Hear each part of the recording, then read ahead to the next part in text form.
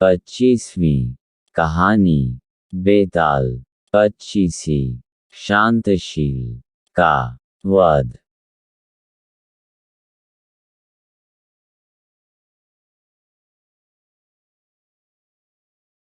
चंद्रावती की अनोखी कथा सुनाकर बेताल ने मृत शरीर को छोड़ दिया।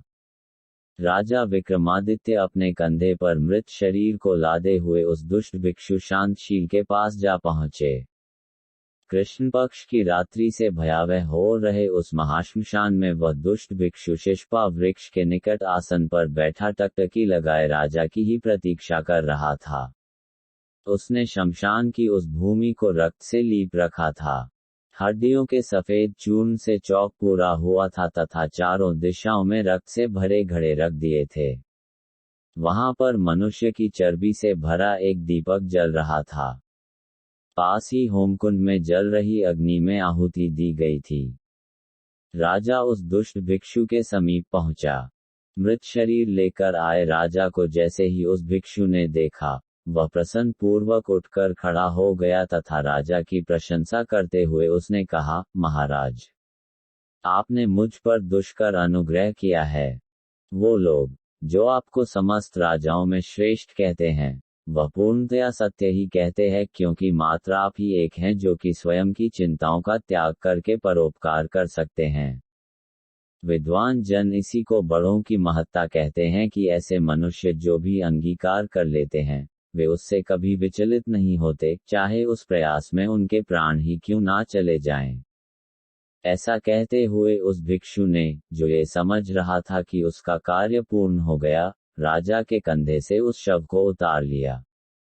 तत्पश्चात उसने शव को स्नान कराया, उसके शरीर पर लेप किया, माला पहनाए एवं फिर उसे पूरे हुए चौक में रख दिया।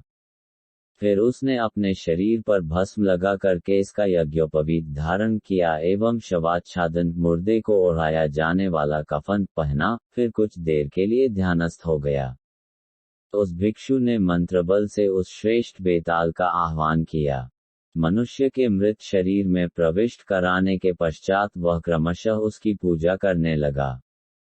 भिक्षु ने मनुष्य की खोपड़ी से उसे अर्घ्य दिया। मनुष्य के ही दांतों के पुष्प चढ़ाए तथा सुगंधित लेप लगाया। उसने मनुष्य की आंखों का धूप दिया तथा मांस की बलि दी। इस प्रकार पूजा समाप्त कर उसने समीप ही खड़े राजा से कहा, महाराज, अब यहाँ मंत्रों के अधिष्ठाता पधार चुके हैं, अतः तुम भूमि पर लेटकर इन्हें साष्टांग प्रणाम करो, इससे वे वरदायी देव तुम्हें तुम्हारा मनचाहा वर देंगे। भिक्षु की यह बात सुनते ही राजा को बेताल द्वारा बोले गए शब्दों का स्मरण हो आया। तब राजा ने भिक्षु से कहा, भगवान, मुझे क्षमा करें, मैं ऐसा करना नहीं जानता। अतः आपसे विनती है कि पहले आप प्रणाम करके मुझे दिखला दें, तब मैं वैसा ही करूंगा। तत्पश्चात वह दुष्ट भिक्षु राजा को साष्टांग प्रणाम करने का ढंग बतलाने हेतु ज्यों ही भूमि पर झुका, राजा विक्रमादित्य ने अपनी तलवार से तुरंत ही उसका मस्तक काट डाला। राजा ने उसका सीना फाड़कर उसके हृदय कमल को भी निकाल लिया तथा वह सिर एवं हृदय कमल बेताल को अर्पित कर दिया। शमशान के भूत प्रेतों ने प्रसन्न होकर राजा को साधुवाद कहा। संतुष्ट होकर बेताल ने उस मृत शरीर के अंदर से कहा, राजन, ये दुष्ट भिक्षु विद्याधरों के जिस इंद्रपद की कामना करता था, वही इंद्रपद अब भूमि साम्राज्य का भोग करने के पश्चात तुम्हें प्राप्त होगा। मेरे द्वारा तुम्हें बहुत कष्ट उठाना पड़ा है, अतः तुम अभीष्ट वर मांगो। बेताल के इस प्रकार कहने पर राजा उससे बोला, वैसे तो आपकी प्रसन्नता से ही मुझे समस्त अभिमत प्राप्त हो गए हैं, तथापि हे योगेश्वर, आपका वचन अमोघ है, अतः मैं इतना ही मानता हूँ कि अनेक कथाओं के मनोरम आरंभ से 24 एवं यह अंतिम 25वीं कथा, ये सभी समूचे जगत में प्रसिद्ध हों तथा सदैव ही आदरणीय रहें। राजा की इस याचना के पश्चात बेताल ने कहा, हे राजन, तथास्तु, किंतु इससे भी अधिक मैं जो कुछ चाहता हूँ, तुम उसे सुनो।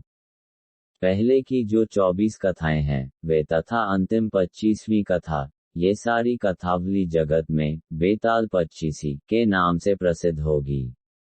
लोग इनका आदर करेंगे एवं कल्याणदायिनी भी होंगी। जो कोई आदरपूर्वक इसका एक भी श्लोक पढ़ेगा अथवा जो इसे सुनेगा, ऐसे दोनों प्रकार के मानव शीघ्र ही पाप से मुक्त हो जाएंगे। जहां जहां भी ये कथाएं पढ़ी सुनी जाएंगी, वहां यक्ष, बेताल, डाकिनी, राक्षस आदि का प्रभाव नहीं पड़ेगा। इतना कहकर वह बेताल उस मनुष्य शरीर को छोड़कर योगमाया द्वारा अपने अभीप्सित लोक को चला गया। तत्पश्चात भगवान शिव जी, जो राजा से प्रसन्न हो गए थे, सभी देवताओं सहित वहां साक्षात प्रकट हुए। शिव जी ने राजा को प्रणाम कर आदेश दिया, वत्स, तुम धन्य हो कि तुमने इस धूर्त तपस्वी का वध कर दिया। विद्याधरों के महाचक्रवर्ती पद को ये हठपूर्वक पाना चाहता था। म्लेच्छ रूप में अवतीर्ण हुए असुरों को शांत करने हेतु मेरे द्वारा तुम्हें सिरजा गया है। अतः द्वीपों एवं पातालों सहित इस जगत के समस्त भोगों के सुख को भोग लेने के पश्चात जब तुम इनसे ऊब जाओगे, तब स्वयं की ही इच्छा से उन सब सुखों का त्याग कर तुम मेरे निकट आ जाओगे। हे राजन श्रेष्ठ लोग, ये अपराजित नाम का खड्ग जिसे मेरे द्वारा ही प्रदत्त किया गया है, अब इसे स्वीकार करो। इसकी कृपा से ही तुम्हें वह सभी सुख प्राप्त होंगे जो मैंने तुम्हें बताए हैं। इतना कहकर भगवान शिव जी ने वह खड्ग राजा को दे दिया एवं वचन रूपी पुष्पों से पूजित होकर वे अंतर्ध्यान हो गए। अब तक रात्रि बीत चुकी थी, सवेरा हो रहा था। राजा ने देखा कि सारे कार्य समाप्त हो चुके हैं। अंततः वह अपने नगर लौट गया। क्रमशः जब उस रात्रि की समस्त घटनाएं प्रजाजनों को ज्ञात हुईं, तो उन्होंने राजा का सम्मान किया एवं महोत्सव मनाया।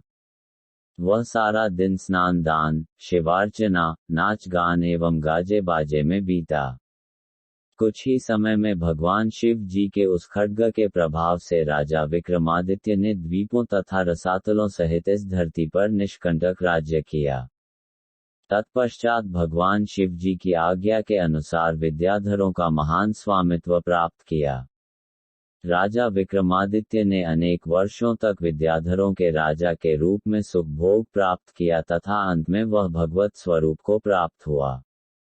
तो दोस्तों, ये थी बेताल पच्चीसी की 25वीं व अंतिम कहानी। आपको पसंद आई हो तो वीडियो को लाइक करें, कमेंट करके बताएं। मेरे चैनल को सब्सक्राइब अवश्य करें। आपसे पुनः मिलना होगा किसी अन्य विषय अथवा कहानी को लेकर।